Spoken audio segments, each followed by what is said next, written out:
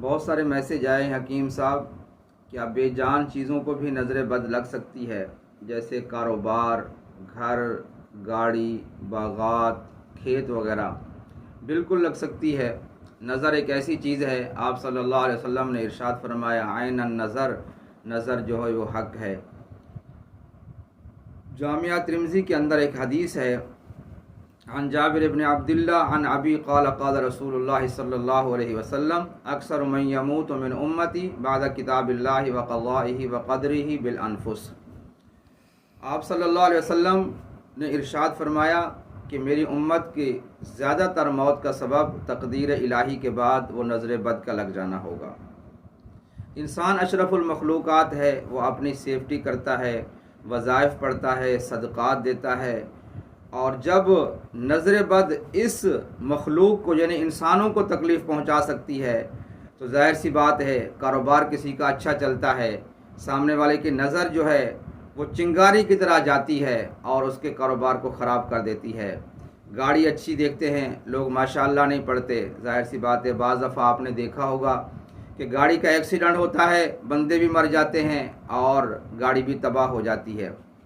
تو ناظرین کرام، میرا جو 30 سال زندگی کا تجربہ ہے وہ یہ ہے کہ جن لوگوں کا کاروبار ترقی میں ہے اور وہ ترقی پہ ترقی کرتے جا رہے ہیں، یا تو وہ خود وظائف پڑھتے ہیں، یا وہ اللہ والوں کے ساتھ جڑے ہوئے ہیں، یا وہ صدقات کرتے ہیں، خیرات کرتے ہیں، جس کی وجہ سے اللہ تعالیٰ ان کے کاروبار میں برکت دے دیتا ہے۔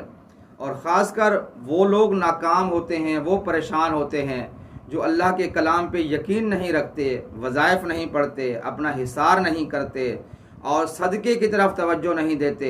ان کے کاروبار کو عروج تو آتا ہے لیکن ان کو زوال جلدی آ جاتا ہے۔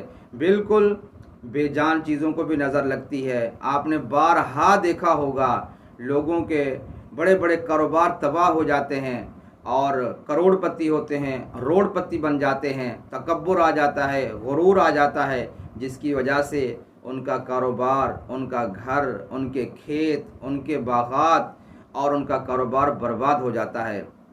تو میری تمام دوستوں سے بھی گزارش ہے اور ناظرین سے بھی گزارش ہے کہ جب ہم آئے تھے تو ہم خالی ہاتھ آئے تھے، جب ہم جائیں گے تو خالی ہاتھ جائیں گے۔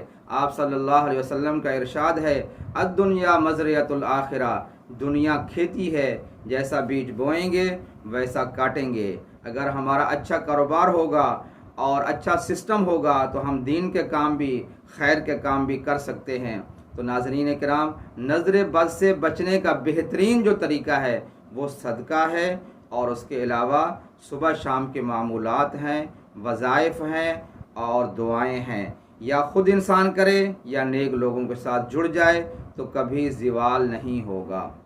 ناظرین اکرام، دنیا کے تمام مذاہب میں ایک بات مشترک ہے، وہ ہے انسانیت کی خدمت۔